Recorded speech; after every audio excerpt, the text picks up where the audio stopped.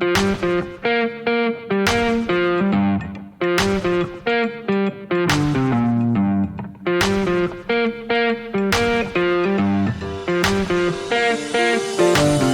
and welcome to Let's Pod This. My name is Andy Moore, and this is week 3 in quarantine, I guess. I do get some solace out of every other podcast out there having equally bad audio quality.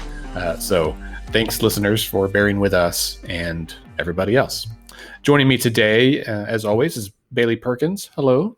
Hello, everybody. Scott Melton. Hello, sir. What's up, dude? How are you? I'm well. Better than you, because you work in healthcare, and I imagine your life is a little hectic right now. It's a little different than usual, but we're getting through it. Nice. And also joining us today is House Minority Leader Emily Virgin. Hello, ma'am. How are you? Hi, I'm hanging in there. Hope everybody else is too. Yeah, I think that's the new introduction, right? For every conference call. It's not, hey, how are you? It's like, how are you doing? How are you doing? Okay. Checking out. Also, not on the mic, but nearby is baby Margot, my 6-week-old daughter. So if she starts crying, I will hit mute and let you guys all keep talking. I imagine she'll get hungry here, probably right in the middle of our conversation. Yeah. Hi, Margot. Yeah. Well, let's start off, as we have the last few weeks, with a quick check-in about where we're at with the coronavirus epidemic. Scott, I know that you've been working obviously closely with this for your job in healthcare. Also, we text about it all the time. What's the latest today?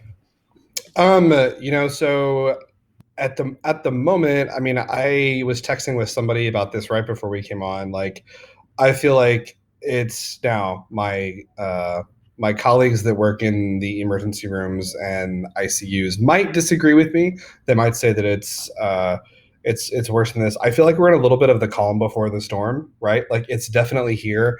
We're definitely seeing lots of patients that have symptoms that are consistent.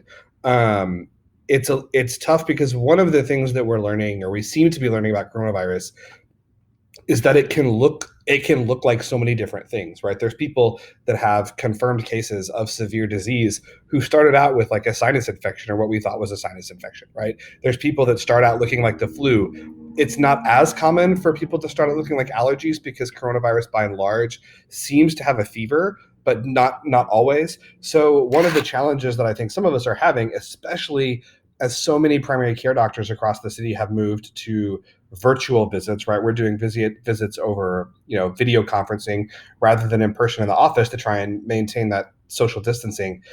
Is, most of us, if we've been in practice for any amount of time at all, can walk in a room and say, okay, I'm going to do the flu test, but like, I can tell you that this person has the flu, right? Or you can look at a throat of a person and say, we're going to do the test, but like, this really looks like strep or not, as the case may be. Coronavirus is seeming to be challenging because it doesn't have as characteristic a set of features that let us know with a high degree of suspicion this is what you have. So that's one challenge that we're seeing. That being said, I have seen a lot of patients this week via video conference that I've been concerned probably have the virus, but the numbers are not yet overwhelming. I'm sitting here looking at the State Department of Health executive report. This is from yesterday. The next one will come out later this afternoon. As of yesterday, looks like the state of Oklahoma, we have about 37% of our ICU beds are available, about 40%, 42% of what's called a med-surg bed, which is another way of saying like a general hospital bed. Lots of operating room beds available. There's 751 ventilators on hand. As of yesterday, we had 248 cases. I believe that's gone up to 330 today. Of the cases that were confirmed yesterday, 41 were in the ICU. There were 334 persons that were under investigation. So this is people that have been tested and we don't have results. Of those, 92 were in the ICU. So it's coming, but it's not the storm. The storm isn't here yet. I think that looking at kind of national demographic data and the various models that are out there, would project that the surge is going to happen of kind of patients in about the next 10 days, somewhere kind of around the first week of April, midway through the first week of April 5th, 6th, 7th, something like that. Bailey, last week, was that last week or earlier this week? Gosh, I guess early this week, there was a press conference, right, where the governor made some amendments to the executive order and kind of some updates. Do you want to kind of do an overview of that? Yeah, so there has been a lot of movement in a very rapid way on the approaches to how cities and the state is responding to what citizens need to do during the coronavirus outbreak. And so earlier this week, Governor Stitt declared a safer at home order, which is similar to shelter in place without teeth, is the way I will describe it. And so his intent is to have those who fall into the vulnerable category. So if you're over the age of 60 or you have a pre-existing medical condition that makes you immune compromised or fall into some type of vulnerable category, then you're encouraged to stay home until April 30th. He also limited for businesses that reside, initially it was just 19 counties. So I think this goes back to the way that Scott was describing the rapid nature of this outbreak, that it started out with 19 counties that had confirmed cases of coronavirus in them. So initially, any business within that area that isn't considered essential was asked to close by yesterday. And now it's expanded to 32 counties that now have confirmed cases of coronavirus, where those businesses in that area, if they aren't considered essential and if they are operating as essential businesses, then they need to social distance within their vicinities or have accommodations to work from home. Because he had a press conference about 15 minutes ago that the question was brought up, if there are businesses that are considered essential, but they have more than 10 people in them. And he said, well, that's a violation of the order if they have more than 10 people in a space. And so those things are happening now. There's a lot of different perspectives about whether or not he's taking enough action on that case or whether this is the right strategy. But there was an announcement at that same press conference that said that OSU was granted 10,000 additional test kits. So that's going to increase the ability for OSU, OU, and the State Department of Health to take those samples and get responses back within 24 hours on whether or not we know if more people in the state have coronavirus, which we know that number's going to go up. So, and then on the federal front, Congress passed today, and when I say Congress, I mean the U.S. House passed the stimulus bill, which is a $2 trillion package, which I'm sure we can go into more detail later, but that also happened. So we have the governor's, if you want to see actually what is all on the governor's essential business list, the Department of Commerce has a whole 2-page list of all of the categories of what is essential business in the state. And then he added some more clarification onto what it is. But I mean, it's a range of businesses. So I'll just say that. So is it only 2 pages? Because it seems like it keeps growing. So it could probably be more at this point. So who knows? But it's very vague as well. So it says, like healthcare and agriculture, right? It says like these broad categories. So a lot of even nonprofits, I've been on some nonprofit calls where many organizations are like, well, do we qualify as this? Or what does it mean if we are, out and about and we say we work for this, will we be okay, being out in the streets? And so that's another factor, is that there's no mechanisms to control who's working for an essential business or not. And, there's not an enforcement mechanism to say, hey, you need to go back home. So is there anything more Oklahoma than the fact that dispensaries and Hobby Lobby are both considered essential, right? So a quintessentially Oklahoma thing. And I heard that golf courses were too. So I don't know if that's really Right. true, but I heard that some golf courses were open yesterday. But So. you can socially distance on a golf course. That makes sense. Well, I especially can because I'm always off the fairway. But Right. Leader Virgin, I feel like this is a great time to. What are your thoughts about the state's response to coronavirus so far? Yeah, well, we're dealing with some issues that are hi Margot.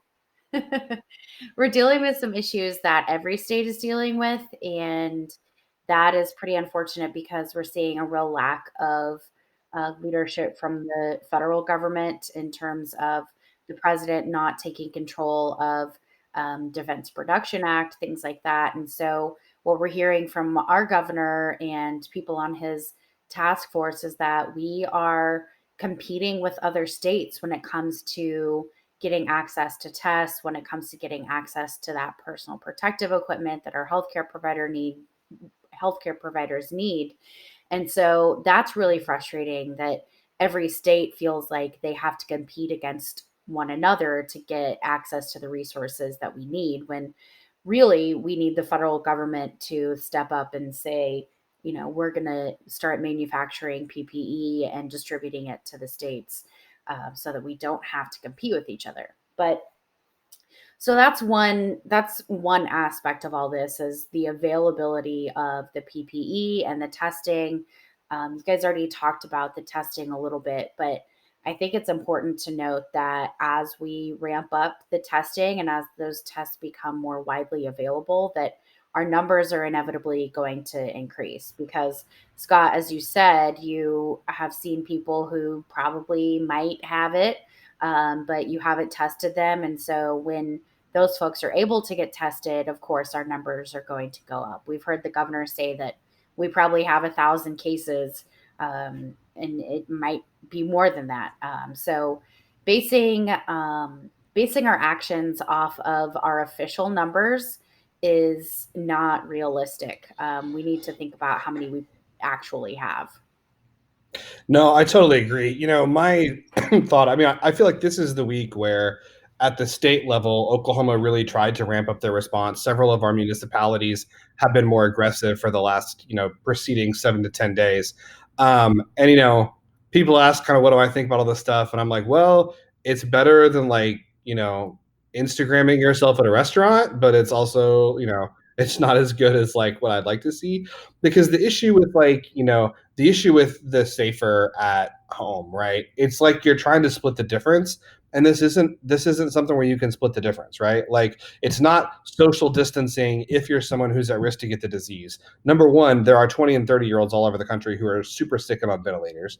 Number two, in order for social distancing to work, it has to be everybody. You can't just do part of the population, right? Number three, saying that we're only going to apply this to counties that have confirmed cases, right? This is like, I am not a cattle rancher by trade, but my understanding is that like you're not supposed to wait until they're all out of the pasture before you close the gate. You're supposed to do it before.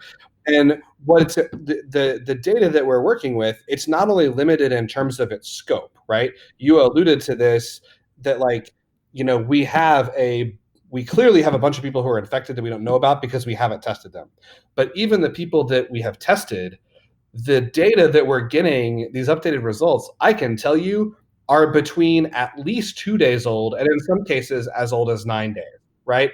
So this is a snapshot in time that's not today. It's a snapshot in time that reflected the state of the epidemic a week ago. And in a week from now, if the cases have, quadrupled or gone up 5 times or 10 times or whatever the case may be, that's going to reflect where the epidemic was today, not where it is then. And so we should be acting on what we think the numbers look like we should be acting on where we think the numbers are going, not where they are. And I agree with that, because I'm even concerned with the arbitrary ideas of trying to get people home and to businesses by um, Easter, or these thought processes of trying to get, people back to work as soon as possible, instead of how do we mitigate this current crisis and reduce the number of people who have it so that our economy can eventually get back to where it needs to be. So that's definitely a concern. Yeah, I mean, we're hearing a lot about, what I've called for is the statewide shelter in place because, Scott, as you said, just because a county may not have a confirmed case right now doesn't mean that they don't have an actual case in their county. I saw something, it's been sent to me by a few different people, but the county by county approach you can think of as having a peeing section in the pool just doesn't work. You have to apply this statewide because, as we know, you can go to a different county in Oklahoma whenever you want. And so we've got to have a more proactive approach from the state level instead of just reacting once a county has an official case. Because I think, as we've seen across the country, just encouraging people to do things is not really enough right now. You have to have that strong leadership and that strong edict to keep people safe. And I hear all the time about business concerns, and I sympathize with those because people need jobs to pay for their rent, to pay for their food, all of the things that you have to pay for. But the longer that we go without a statewide order, the longer that businesses are going to suffer. Because if we don't stop the spread now, then businesses are going to have to be closed for an even longer period of time. So we need to just do it now, to stop the spread and hopefully flatten the curve. And then we'll be able to get back to normal as quickly as possible. But as long as people are free to go wherever they want to go in some counties and businesses are free to stay open, then we're going to keep seeing these new cases and keep seeing the community spread. One question I have is, Bailey referenced the second kind of, I guess this is the third now, kind of recovery package that has been passed at the federal level. So there was the initial response, then there was the rescue package passed by the House. This is a plan that was drafted largely by the Senate. I suspect that there will be more federal action coming. But one response that the federal government has that I feel like the state of Oklahoma doesn't, for a whole bunch of reasons, not least of which is our Constitution, is that the federal government can say, we're going to spend $2 trillion, right? We're going to put it on the credit card. We'll figure out how to pay for it later. Maybe we'll raise taxes and pay for it. Maybe we'll print money and pay for it. But we'll deal with the spending of the money at a later date. And spend it now because we have to. Oklahoma, of course, we can't do that because we're required to have a balanced budget. Our budgeting process is very complicated. A lot of our dollars are already accounted for, yada, yada, yada. So I guess my question is, since we can't do that, since the state of Oklahoma can't just send every Oklahoman $1,000 to complement the $1,200 that they're going to get presumably from the federal government, what tools, from your perspective, does the state of Oklahoma have to mitigate the economic damage that is being caused, by the epidemic and the resulting social distancing? What resources does the state have to mitigate the economic damage that's being put on families and businesses so that in however many weeks when we can start lifting these restrictions, people have jobs and businesses to go back to? Yeah, so the tools that we have, as you said, are quite different from what the federal government can do. Only the federal government is going to be able to pass these stimulus packages that are $1 trillion, $2 trillion.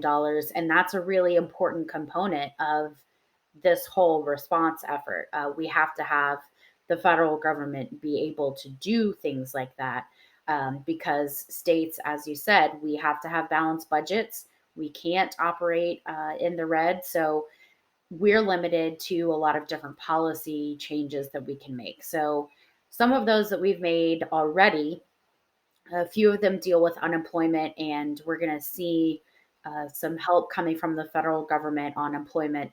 But right now, what we've done is the governor has waived the waiting period for unemployment benefits. He has waived, actually, the Employment Security Commission has waived themselves the requirement that you file a weekly report listing your job search. Just not realistic right now. And they've also waived charges to employers, so that we can get, instead of an employer saying, well, we're closed right now, but I'm not going to lay you off, we want them to say, all right, I'm going to let my employees access the unemployment system rather than keeping them on, but not really paying them. So that's an important aspect. But as I said, that's limited to the people who would traditionally qualify for unemployment. The federal legislation is going to open that up to some contract workers, 1099 folks, people who are in the gig economy.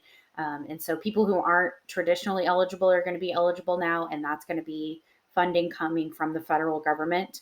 And then in terms of businesses, it's difficult for us to really respond in mass on the business side of things. What we really can do as a state is advocate for what we need from the federal level. So businesses who, especially those small businesses that are really hurting, laying folks off, they're going to be eligible for payroll grants. So that they aren't looking at a loan, they're actually looking at a grant to keep their employees on the payroll. So that's going to be a really important aspect of what's happening federally. And then there's going to be a lot of money that comes from the federal government to the states. And so we're going to be in charge of administering that. So there's a lot that's still to come.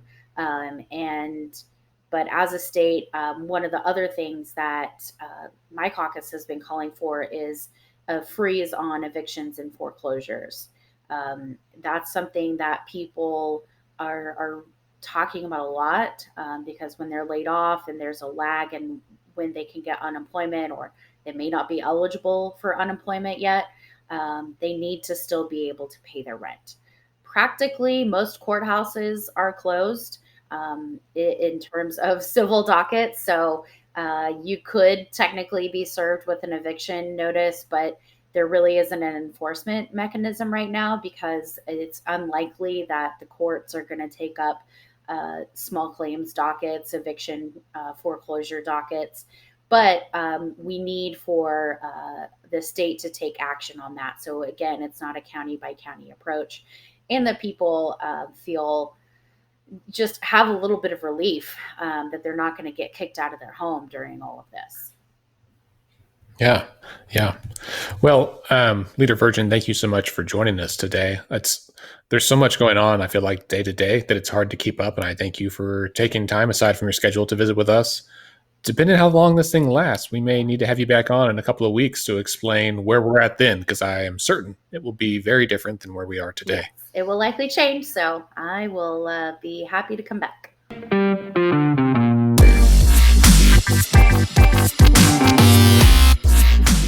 Okay, so let's next talk a little bit about the economic impact, or what we expect the economic impact to be of the COVID-19 pandemic. Certainly we don't know, right? We got the stimulus bill that we were just talking about with Leader Virgin that just got passed today, and it will help some, although, like as we said, there's wide critiques that it's not enough for most people and many businesses. Specifically, let's talk about it as it impacts the state. And Bailey, you and I talked some about what that looks like with the impact on revenue and potential for revenue failures. Do you want to talk about that? Yeah, so our listeners may remember a few episodes back, we talked about legislative process. And our Oklahoma legislature has to finish its business and pass a budget by the last Friday of May, which is known as sine die. And usually this is the time where the legislature is drafting up omnibus bills that would fund our state agencies and state services. However, we are in a time of an outbreak and a crisis in our state. And so the legislature didn't meet last week, nor is it meeting this week. And so that shortens the timeline on their ability to do what they need to do. And so when we're looking at the whole landscape of gas being at like 99 cents right now a gallon, then many businesses, not knowing how to keep their doors open, we're seeing like the highest unemployment insurance, I guess, claims than ever before. What is that going to look like for our state revenue base? And so there's a lot of things that the legislature is going to have to consider and figure out how we maintain a balanced budget, how much we're going to take out of reserves. Because also we talked in past conversations about even the tribal gaming feud, for lack of a better word. And even so that's going to have an impact on the budget, plus, everything that's going on with the economy. And so it will be interesting to see on what happens and how the dollars that are flowing from the 3 packages passed by the federal government will be able to filter through and help stop the bleeding in the economy. Yeah, no, I mean, I don't know exactly how it's going to affect Oklahoma, because I know it's going to be bad. And it's compounded by the fact that there's an oil price war, right? Like, crude oil right now is trading at historic lows. I shouldn't say that. I don't know offhand in inflation adjusted dollars how low it was in the late 70s and early 80s with some of the, when the bottom fell out then. But even if it's not historic lows, it's really low, right? And so you've got a bad oil and gas sector right now. You've got this pandemic, the unemployment and layoffs. I think that the stimulus packages that we've seen from the federal governments are going to hopefully help some businesses keep open their doors. But while they're keeping their doors open, they're not going to be generating any revenue, right? So, like, you're going to have a loss of business tax revenue there. You're going to also have a loss of sales tax because people aren't spending. Right, and that's the other thing, is you're going to have a loss of sales tax. These stimulus checks that folks are going to get from the feds. I think the hope, I say stimulus, recovery, whatever we didn't want to call it, these checks that people are going to get from the federal government, I think the hope is that this is enough to like help people make it and like pay their rent and their bills. But all the places, a lot of places that you would want to go to spend your money are closed anyway. But even if they were open, people aren't going to have the same cash that they had 4 weeks ago. So I think it's clear that collections to the Treasury are going to be down significantly, but how much and how drastic the action the legislature is going to have to take, I don't know. Well, and I think the thing about this, right, is that this affects literally everybody, right? Like, there's no one that's not affected by this in some way. So, speaking of other people that this affects, we are joined now by House Majority Leader Jon Echols. Hello, Leader Echols. How are you? Good. How are you guys doing? We're good. Yes, we're good, Mr. Leader. We appreciate you joining us. Yes. It's good to be on. So we were just talking about the economic impact of the COVID-19 epidemic. And so we want to talk to you a little bit about that. And then specifically, like, how this potentially affects the state budget. It's not positive. The state budget was already hurting because of the downturn in the oil and gas economy. I was talking to somebody. I don't know how old you guys are. I'm 40. I still remember as a 16-year-old when gas hit triple digits. It was like 102, and I thought that was ridiculously high. You could buy gas at the Sam's in House District 90 for 95 cents 2 days ago. That's rough. I mean, we're not going to have some of our businesses just aren't going to make it. I mean, that just is what it is. Then you compound that with not just the state, but with cities, because most of us are doing the responsible thing. We're social distancing. We're staying at home. We need to protect people. It's the right thing to do. But that's going to have a real effect on sales tax collections, which is what cities rely on. That's what they're trying to get. So it's going to be it's rough right now. Speaking of that, I think a lot of people have talked about the way that our tax system is structured, right? How cities are funded through sales tax, and the school funding formula is a whole other dissertation on its own. Do you think this pushes the tax reform discussion up at all? Like, certainly it highlights it, but do you think this will create an appetite for the state to look at how to change that so that it's a little more I don't know, just I don't want to say equitable, but that it's a little more responsive to the our current economy and where our jobs are. Yeah, if you look at Oklahoma, Andy, you and I have talked about this. If you look at Oklahoma's tax structure, there are three main sources of tax revenue that every state gets, and every state's the same: property tax, income tax, and sales tax. The most stable is property tax. Obviously, I mean, anyone that property values are the most stable. The second most stable is income tax, and the most volatile is sales tax. Income tax is based upon what the economy is actually doing. Sales tax is based upon the perception of the economy, not even what it's really doing, what people perceive. So in Oklahoma, we have one of the lowest property taxes in the nation. We have a low to medium income tax and a high sales tax. Now, if anyone were to go to the state capitol and argue to increase property taxes, they would be run off with pitchforks and torches, and there is no chance of that happening. But we do need to have a talk about our overall tax structure eventually. Are we doing things, and are we funding all levels of government, not just the state, the counties, and the cities, in a way that makes sense? Oklahoma's a low tax state. It's going to remain a low tax state. That's not going to change. The issue is, can we have a global discussion? That's been kind of hairy, because one of the great ways to get an idea killed at the Capitol is to throw out a half-baked idea. People are more likely to be no than they are to be, point of praise from you, Andy, than they are to be let's fix it. They're more likely to say, no, we don't want to do it. We're scared. Change is always scary. But I do think you're going to see more of a talk that centers not just around the state, but how do we properly fund and maintain our low tax environment, the city, state, and counties?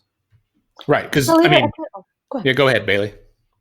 Well, no, go ahead, Andy, because I have a different question. But okay. Well, I was going to say, if you take all the revenue sources that we have at every level of government and you throw them all in one pot, like, is there a way to throw them all in one pot and then to disperse them at the various levels that is more equitable? Then, I mean, I get, how it's set up now is basically like, okay, well, this money goes to you and this money goes to you, and it's cleaner for accounting, right?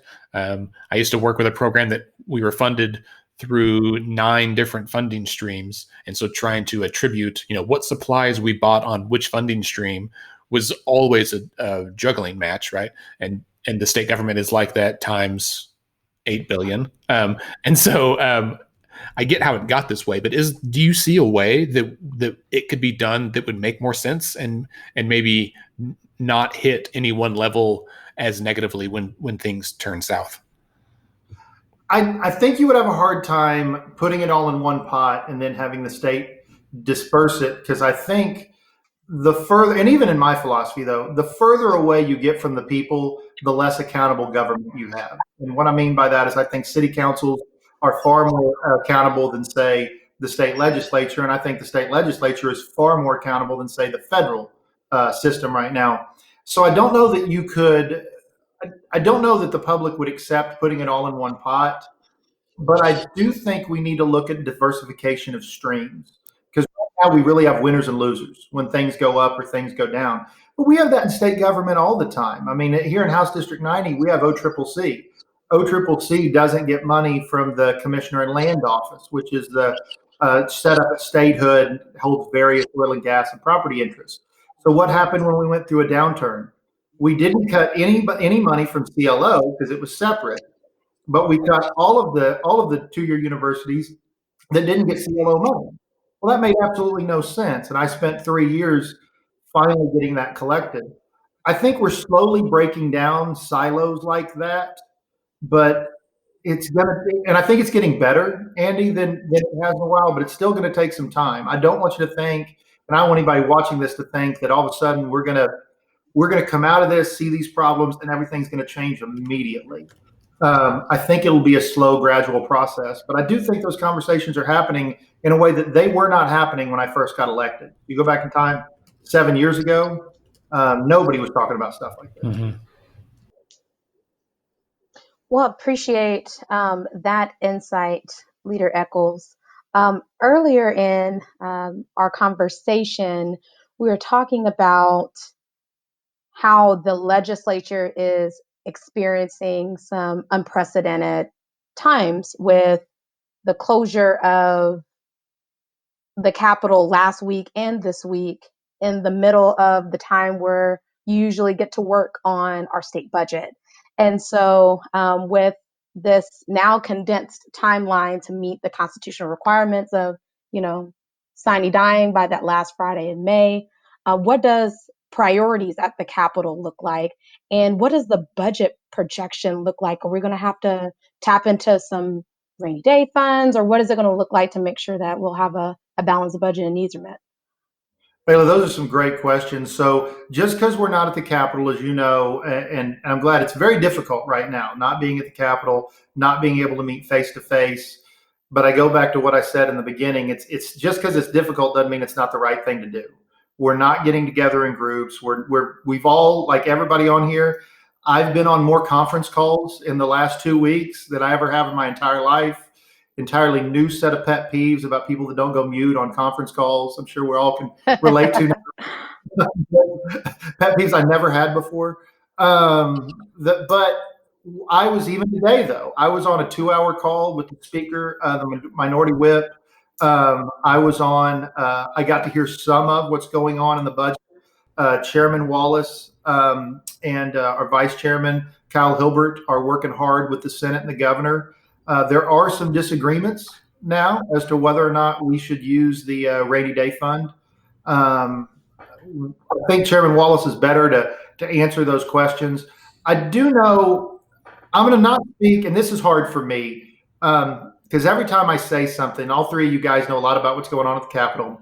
Every time I say something, it's taken as like a House leadership position. So I feel like I can never have my own positions. That's fair. So I can see that. Yeah. So I'm about to say something that is a Jon Echols position. Can't stress this enough. I'm not speaking on behalf of House leadership. I'm not saying they're against it, but this is my position. I'm not signaling anything. I believe the federal government is going to come in next year and help fill a lot of state budget holes. And the reason I believe that, for those of us that are policy nerds, and at the end of the day, that's what I am. So I'm not picking on anybody. You guys know, I'm a self-professed policy nerd. They're political guys or policy guys. I love policy. If you go back and look what's happened, literally back to the Spanish flu pandemic, you look at the after 9/11, you look at after the Great Recession, the federal government came in and actually helped plug state budget holes. I have every reason to believe that's what's likely to happen next year. So for Jon Echols' position, not the state's position, we need to dip into a little bit of the rainy day account because my goodness, it's raining. Like it's time. We have $1.2 million and we need to be honest with people and saying we're dipping into the rainy day account. I'm not talking about taking a ton, but take a little bit, 3, 4, some amount where we stabilize the budget and then tell people brutally honest. If the federal government comes in next year and helps, we're going to help stabilize the budget. If the federal government doesn't, next year will be a very difficult year. But my position is you have a rainy day fund for such a time as this. So again, I would not take all of it. I wouldn't even come close to that. I wouldn't take a third of our savings. But again, we have $1.2 billion in savings. So I think that's what we need to do on the budget side. And I think there are a lot of members that agree with me. Savings are for emergencies, and this would be the definition of an emergency. I would agree with you. Mr. Leader, if you don't mind, I'd like to ask you a question. We had, right before you came on, we had Minority Leader Virgin on, and I asked her this question as well. I'm just curious to hear what your response is. So the federal government has now passed 3 kind of recovery packages, as you're mentioning. I'm sure there's going to be more over the coming weeks, months, and years. One of the tools that the federal government has to try and help stabilize the damage to the economy right now is they can say, we're going to send everybody a check. We'll figure out how to pay for it later. We'll pay for it at some point, but like we can give everybody some money and worry about the details later. Obviously, that's not a tool that's available to the state of Oklahoma because of a whole bunch of reasons, not least of which is our Constitution. And we just can't. We don't have the money to just do that without really drastic changes in our funding streams, which is not going to happen right now. So from your standpoint, as you mentioned, like with the economic damage that this is wreaking on Oklahomans, people are going to lose jobs, businesses are going to shutter, and there's only so much that we can do to prevent that. From your standpoint, what are the tools that the state government has, maybe that are different than the federal government, to try and mitigate the economic damage that's going to be visited on Oklahoma businesses and families? Man, that's such a great question.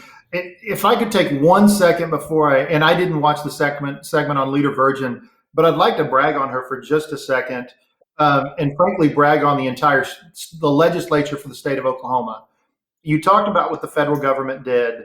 I mean, what the federal government did, they finally got something done, and I'm really glad they did.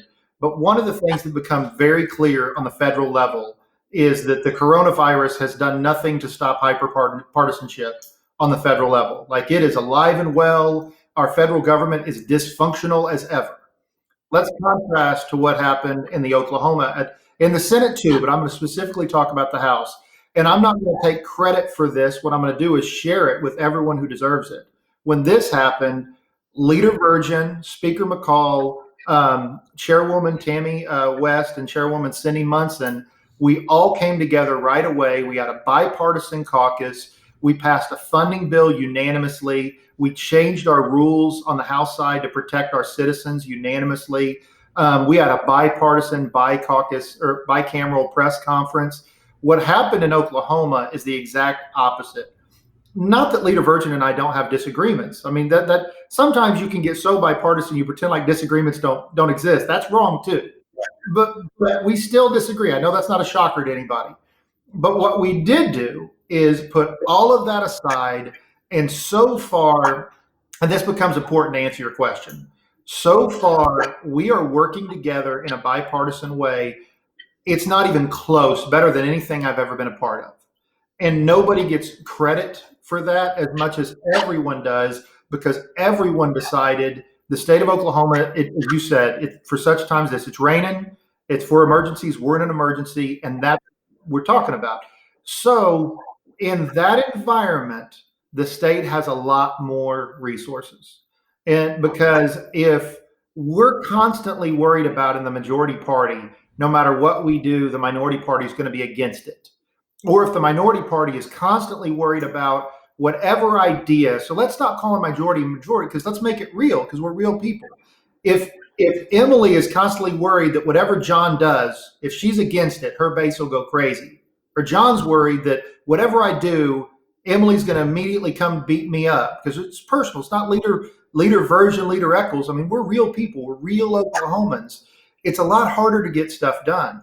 We're not in that environment right now. We're in an environment where we're able to sit down, really discuss, have strong disagreements. So some things I would like to see happen while we're in an environment like that. We have the opportunity to do a lot for the healthcare industry. We have some pay bills where we can change some stuff with our physician's assistants to get them higher reimbursement rates from the federal government. We have some stuff to make higher reimbursement rates from insurance companies for telemed, something we need to be doing desperately. We have the ability, and the state has already done it. I'll commend Governor Stitt to push back filing till July for state income tax. We're analyzing right now what would be the effect if we said to Oklahoma businesses, hold off on paying in your sales tax, just hold off for a while. Now, we got to analyze that. We can't just jump in with both feet and host cities, but we're looking at that option. We're looking at options dealing with property taxes. What happens if we freeze property taxes? We have we have the second longest constitution on planet Earth. A lot of things that make sense we can't do because our constitution says not to. But those are the things we're looking at, and we're focusing heavily on the healthcare sector and on economic development. And really, these calls, I mean, not just these, we're having weekly updates from Governor Stitt with the legislature. And he's not doing, and I should brag on him, he's not doing a Republican update and a Democrat update. We're all doing it together. Everybody's on the same phone call. We're letting Chairwoman Munson and Chairwoman West, when the legislature does have the ability to deal with some of those calls, they're sharing it together. As long as we keep doing stuff like that, these ideas that I'm throwing out, I think they've got a lot of chance of happening. What I think is happening is everybody's kind of saying, let's lay down our sword for a season. Yeah, we're going to disagree later. We should disagree later. That's what politics is about. But for now, let's work on these things together and take some risks. And I hope that's what we do. So in addition to the budget, clearly you have to pass a budget. It's constitutionally required before the end of May. But given everything else, I assume there's going to be a set of bills that you just can't hear because things are not normal, and that's okay. Besides the budget, are you guys still working towards anything, or is it at a point now where you think, you know what, like we're just going to do what we have to do this year and everything else will have to be refiled in the future? It's an in-between. So nobody knows what the world is going to look like in May. That's why we've recessed. I mean, there have been 2 editorials by the 2 major newspapers in Oklahoma, and they've both said we should adjourn. I really wish one of the 3 of you was on the editorial board. That is like in a long list of bad ideas. That's by far the worst. I mean, that is somebody that has no idea how the political process works, and those are our 2 major newspapers. So it's a little frustrating that they do that. And we shouldn't adjourn. We should recess, which is what we're doing now. We are in recess to a call of the chair. If things get better and we can come back, and let's say we have 3 weeks in May where we can really work. Yeah, I mean, I bet we won't hear it like a normal year. We'll run through some bills. Let's say things get worse. We may be looking at 3 bills plus a budget. I mean, I'm talking about the bills I talked about, like the CRNA bill that's agreed by, and maybe the parity bill for telemedicine. Then we pass a budget and go home. Right now, Leader David and I, we had a phone call today. We're working on an in-between plan. We're going back and forth, and I'm figuring out what bills does the Senate see as important, and then what bills does the House see as important. We've engaged our House chairman and said, what are your key bills? What came out of your committee that you view as critical for the state of Oklahoma? We're critical. The political popular thing I'm supposed to say is pass the budget and go home. But the reality is, the earlier question you asked, which was a great question, what are you going to do to help? We don't have an army. What we do is pass legislation. Like, if we have these ideas that will be helpful, we got to pass bills. We're not dictators. So I'm hesitant to give you a number. Everyone that has a bill wants a number. You know, how many are you going to hear?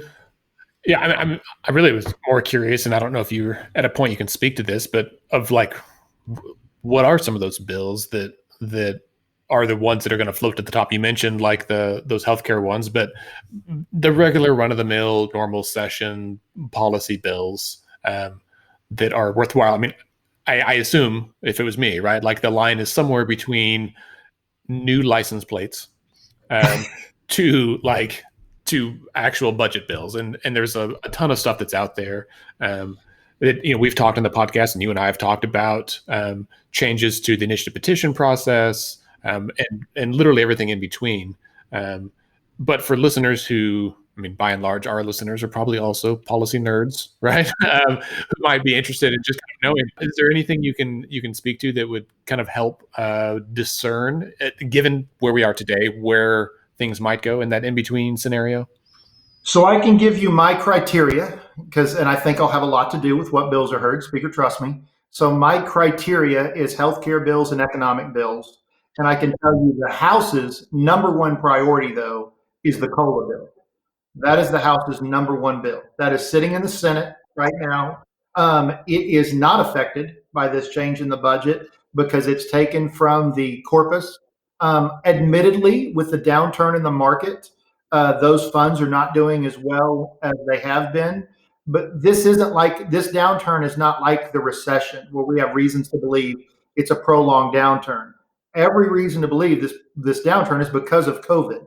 So not giving that at a time when our seniors really need that extra money, not giving that COLA is a mistake, and we have an agreement. So 2 answers. Number one, House's number one priority, and I can speak on behalf of myself and the House, is the COLA, and then me, I'm focused on economics and healthcare. So this is kind of an in the weeds question, but I think our listeners will forgive us for getting in the weeds too much.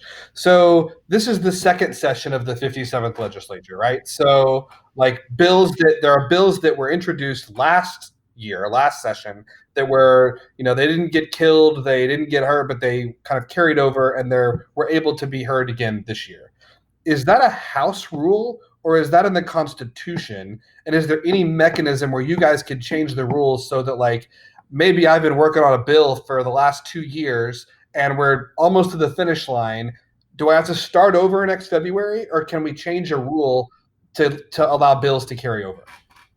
So when you talk about in the weeds with me, because the bills I carry, that has a totally separate connotation too. We also carry most of the medical marijuana bills, but with Representative Fettgetter. So to answer that, it's in the Constitution.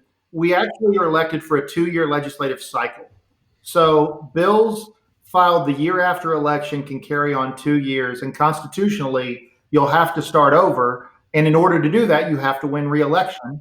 By the way, filing is coming up. So if you want to run for office, it's still coming up on that time. I mean, I would not support, except for, man, in this day and age, I've learned not to say absolutes, but that would have to be the most extreme of circumstances for me to ever support pushing back elections. I think that's dangerous to democracy.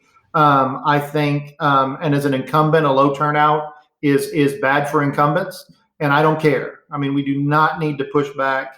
Absent again, I've learned not to say never, but absent the most extremist of circumstances, everybody needs to do it. And I hate to do this. I'm about to tape another one, but I sure appreciate you having me on. Yeah. Leader Echols, thank you for joining us. I appreciate your time. Thank you for all you guys do. I really appreciate you.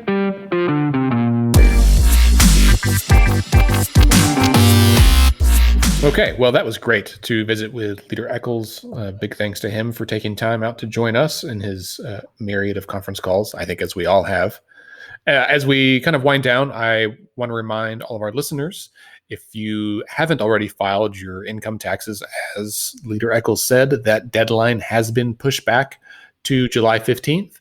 And as a reminder, I think we talked about this a couple of weeks ago, that anyone with an earned income, so working with an income of $56,000 per year or less, ages 25 to 64, qualifies for the earned income tax credit. And now I'm sure a lot of our listeners are familiar with this, the EITC, but a huge thing to know is that half of Oklahomans who qualify for it have not claimed it. And the average benefit of the EITC on the federal return is like $2,400. It could be as much as $6,500, depending on your income and the number of dependents. And so if you haven't already filed taxes, and even if you already have, you can still amend them. But if your income is below $56,000 a year, be sure that you claim the earned income tax credit, because it is your money that you have already paid that is rightfully yours to come back, but you got to file taxes to claim it. If you have questions, you can go to you go to okctaxhelp.org. There's a nonprofit that's kind of promoting this, just to let people know, like, this is a big deal. Oklahoma City, like, as one municipality, stands to gain like $140 million out of this, because it's money that would come back into our community. So not the city itself, but like just our community. And Lord knows we need that now. So that's my plug, okctaxhelp.org. You can find out more information. You can kind of estimate how much your refund might be on there. And there's resources for free tax prep help. Scott, do you have any final thoughts about healthcare stuff? No, man, just everybody, please stay home. Just stay home, right? Like, I know people are talking about, like, I was talking to a friend earlier this week. They're like, we just went to Target because we needed to do something to just get out of the house for a little bit. You really don't, right? Like, I mean, like, take a walk when you stay at least 6 feet away from each other and other people.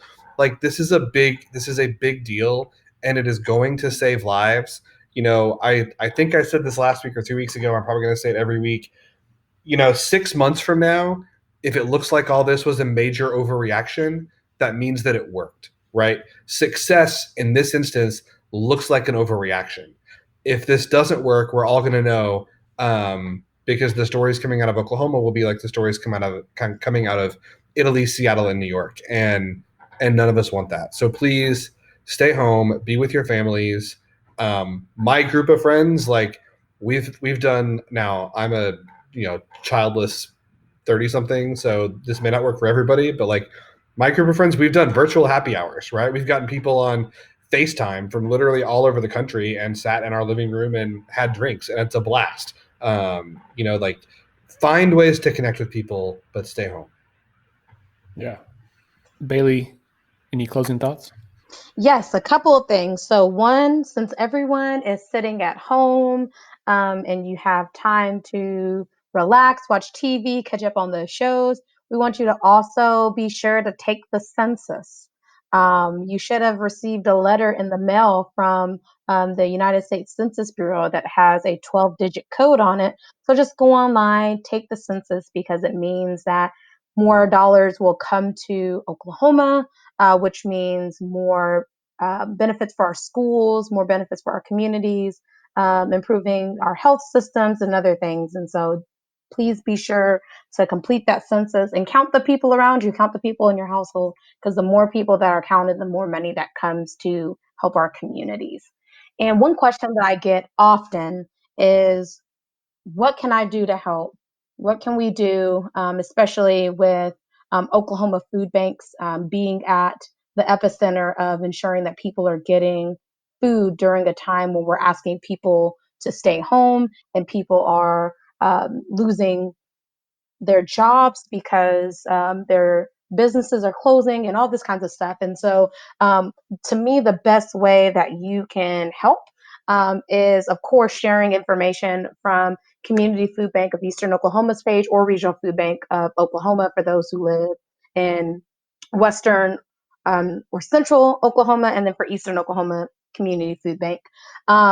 The best place, if you need resources and you're listening and you're like, I don't know how my family's going to eat, you can go to rfbo.org/get-help. And there you can type in your zip code and find a food pantry near you. And the same thing, okfoodbank.org/get-help for those who live on the eastern part of the state. Be sure to visit both organizations' websites, because there are daily updates about where you can go to get food, where your kids can go to get meals, because our public school systems are still serving breakfast and lunch at many locations across the state. And so both organizations are there to be a resource. And of course, if you want to give your treasure, our organizations can definitely use the donation. So you can donate on the websites too. Yeah, and just as a plug, not because Bailey and I are friends, but tomorrow, so we're recording this on Friday the 27th. That means that tomorrow, the 28th, is my birthday. I'll be 39. And because my birthday falls in the middle of a global pandemic where lots of people are have lots of needs, Facebook prompts you to do a fundraiser, and in the past I've done it for Let's Fix This because hello. But this year I felt it was much more important to do it for the food bank because the regional food bank here in Oklahoma City, I have worked with them through community partners for the last 10 years, different agencies that receive food, certainly the HIV community in which I used to work, as well as like a bajillion others. So if you're on Facebook and you are my friend, please feel free to donate on there. My goal is $5,000. I just crossed $1,000 today. That's a big goal, but I would love for anyone to help out and help us get there. So, all right. Well, that officially brings us to the end of the episode. Bailey, Scott, thank you both. Appreciate it. Thank you. Yeah. Thanks to Leader Virgin and Leader Echols for joining us today. Don't forget, listeners, to subscribe and rate Let's Pod This on Apple Podcasts because that helps other folks discover us. Please, this episode, perhaps in particular, has lots of great information about the state of our government here in Oklahoma. So please recommend this to your friends. Share it on social media. If you want to connect with us, Let's Fix This OK is our handle on Facebook, Twitter, and Instagram. You can get Scott is at SC Melson. Bailey is at Bailey M. Perkins. And me, Andy, is at Andy OKC. You can find later Echols and Virgin online as well. I don't remember their handles off the top of my head, but if you just Google them, I bet you can find it.